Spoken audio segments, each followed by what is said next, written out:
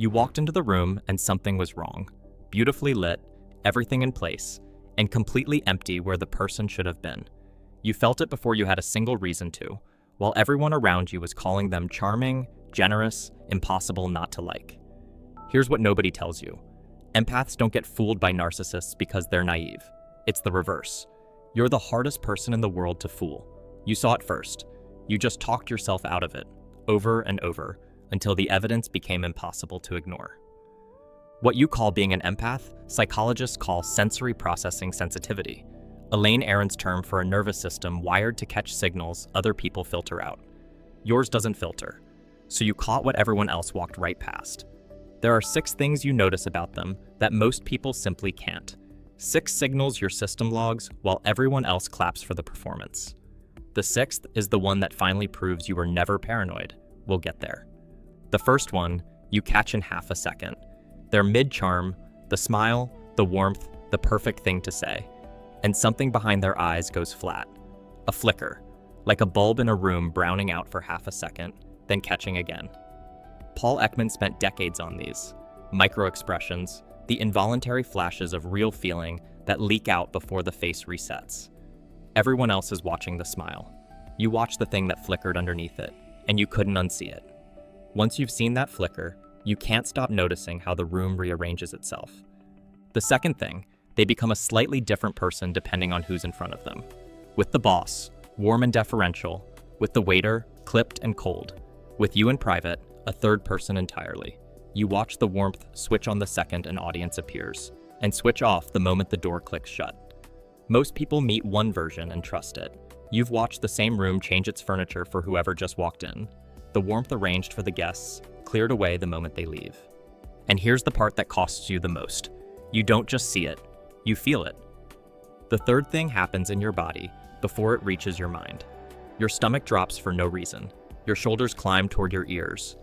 The room has gone cold, and you're the only one who feels it. Nothing has happened.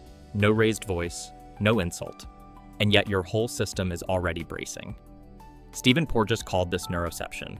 Your nervous system detecting threat below conscious awareness, faster than thought.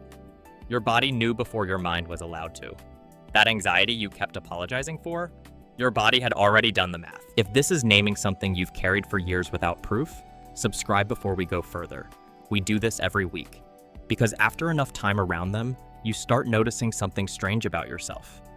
The fourth thing you notice is the exhaustion. You leave every interaction drained in a way you can't explain, like you ran a mile standing still.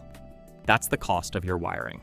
Your mirror neurons make you soak up the emotional state of whoever you're with, and theirs is a churning, bottomless need dressed up as calm. You're not tired from talking to them. You're tired from carrying what they refuse to hold themselves. And the longer you're around them, the more you notice what isn't there. The fifth thing is the hardest to describe, because it's an absence. They say the right words. They hold the right eye contact. And still, nothing lands, like being warmly welcomed into a beautifully lit, completely empty room. The affection has a shape, but no weight. Everyone else feels flattered by the attention. You feel the cold spot where the connection should be. You keep reaching for a person who is never actually standing there. Here's what ties all of this together. Every signal so far has been something you felt. The flicker, the drain, the cold spot. And feelings are easy to argue yourself out of. Maybe you're tired. Maybe you're projecting. Maybe you're the problem. That's the loop that keeps empaths trapped for years. The evidence lives in your body where no one else can see it. The sixth thing is different. The sixth thing you can point to. The sixth thing you notice is that their spontaneity is rehearsed. The tears arrive exactly when they need sympathy. The rage detonates precisely when you're one sentence away from a boundary. The heartfelt apology uses the same 3 phrases it used last time. Real emotion is messy and badly timed. Theirs is clean, on cue, repeatable. You noticed the timing was too perfect to be real, and that was the moment you stopped being able to call yourself crazy. And here's what all 6 of them actually mean. You were never too sensitive.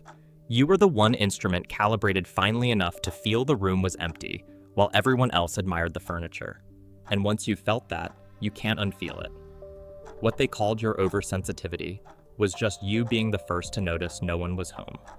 So next time someone tells you you're reading too much into it, remember what you actually are, an early warning system that has never been wrong about what matters. You just needed permission to trust it.